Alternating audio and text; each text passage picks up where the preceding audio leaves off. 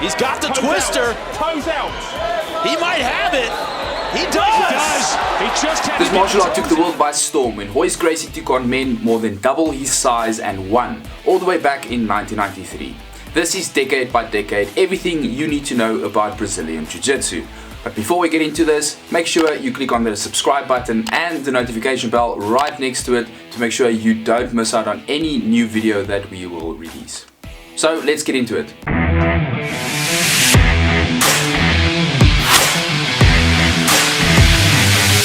It's hard to pinpoint the exact origin of Brazilian Jiu-Jitsu because similar fighting styles were developed from India to China as far back as the 3rd century. But what we do know for sure is that it was refined in the schools of the samurai, the warrior class of ancient Japan. And when the conscripted national army came into effect, Jigoro Kano established the school of Kodokan, or what we know today as Judo, in 1882. Jiu-Jitsu uses weight distribution, leverage and pressure in order to control an opponent on the ground. The word Jiu-Jitsu can be broken down in 2 segments. Firstly, Ju, which means gentle, and Jitsu, which means art. The samurai developed Jiu-Jitsu techniques because they could sometimes find themselves without any weapons on the battlefield and would have to resort to hand-to-hand combat. Now of course strikes aren't sufficient enough, especially since samurai wore armor, so takedowns and grappling techniques were used because of their efficiency. Jiu-Jitsu gained notoriety when a man named Mitsuyo Maeda, a sumo wrestler's son, celebrated instructor, a judoka, and major advocate for Jiu-Jitsu, traveled the world to prove the efficiency of his techniques against opponents of any size and style. So Maeda racked up victories all over the world, which earned him the nickname Conde Coma, or Count Combat. He finally settled down in Brazil in 1914 and ultimately changed the course of Jiu-Jitsu to form what it is today. Brazil saw Maeda take on challenges like the one against known capoeira artist named Parabola, who was nearly 100 kilograms and towering over him. Challenging fighters from other styles became a massive trend within the Brazilian Jiu-Jitsu community. Even American boxer Jack Johnson was called out, but he declined. In 1917, Carlos Gracie, who was a teenager at the time, saw Maeda take on giants and submitting them with ease. Maeda was a friend of Carlos's father Gustavo, so he agreed to teach Carlos and other Brazilians like Luiz Franca and Oswaldo Farah. He showed them how to close the distance on opponents using low kicks and elbow strikes before taking them down.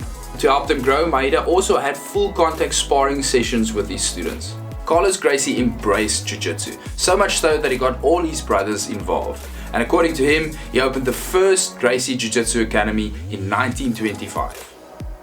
Carlos was the first to fight in a no-rules fight, which he dubbed Vale Tudo, but it was Helio Gracie who was the standout due to his skinny body, technical innovations as both a fighter and instructor, and his no-quit attitude. Continuing in the footsteps of Conde Coma, the Gracies continued to challenge fighters and brave men. Their victories in Vale Tudo started hitting the front pages and they quickly gained high-class clients like artists, architects, state ministers, mayors, governors, surgeons, doctors, you get the point. In 1951, Oswaldo Farah established a jiu-jitsu school in Rio. While Farah's schools never got the publicity of the Gracies, they were also extremely important for the growth of the sport because they could rival the Gracies in competition. The year 1951 also saw a jiu-jitsu match between Helio Gracie and Masahiko Kimura, which forever coined the term Kimura with the arm lock Masahiko used to defeat Helio.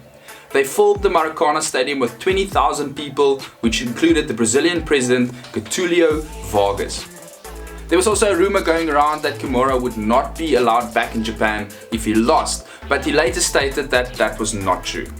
Now, because we don't have enough footage of the whole match between Helio Gracie and Masahiko Kimura, I've asked Sandile and Lutando to walk us through exactly what happened. Now, because Sandile is the taller one and Masahiko was the bigger one, I've asked him to represent Masahiko Kimura and Lutando to represent Helio Gracie. My name is Sandile, this is Lutando. When the match started, Helio attempted to throw Kimura, but he was blocked and countered with a few throws of his own. The fight could only be won by submission or TKO and the mat was soft, so Helio was able to brace impact and continue with the fight. Throw after throw after throw, the judoka was figuring out how he could win until around the 10-minute mark when he realized he needed to keep the fight on the ground. After a few submission attempts and ultimately failing, he eventually got to a move called the Gayaku Ude Garami, when Helio tried to change his position by pushing Masahiko with his arm. But Helio was tough, man. He didn't give up, and Masahiko kept twisting his arm until it broke. Helio still didn't tap. Eventually, Helio's corner threw in the towel and Kimura was declared the winner.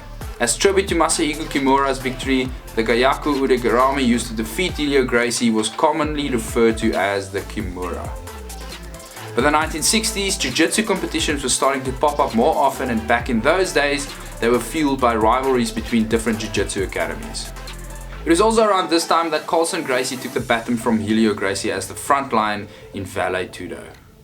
Carly Gracie was the first member of the family to take Brazilian Jiu-Jitsu to the United States when he started teaching at the Marine Corps base in Quantico in 1972.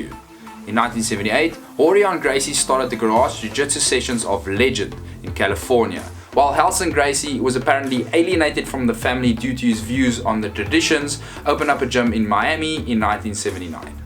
Throughout the 80s, Gracie members like Holes, Hoyler, Hickson and Henzo were on the front lines of the Gracie family combat system. But it was when Horion Gracie created the Ultimate Fighting Championship in 1993 that Brazilian Jiu-Jitsu was catapulted to new heights.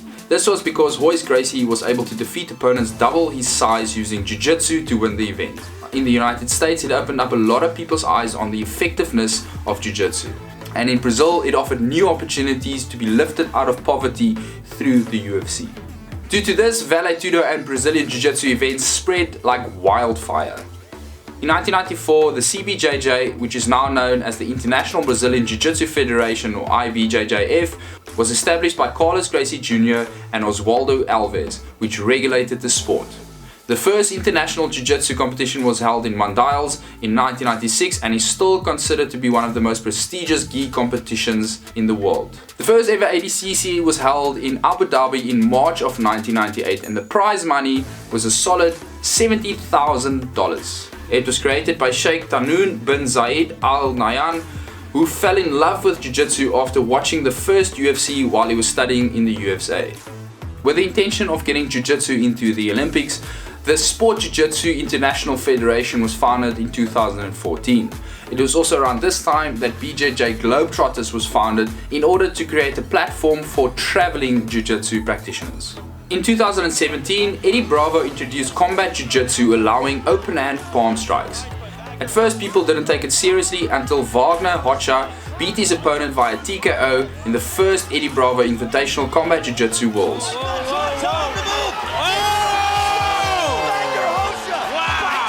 Right now, Jiu-Jitsu has various categories where it's used. It's mainly used in no-gi and gi competitions, but it's also used in mixed martial arts to various degrees. Thank you for watching. I'll see you in the next episode. What's the practical use of Jiu-Jitsu? Well, if you and I were in a fight, that would kill you. That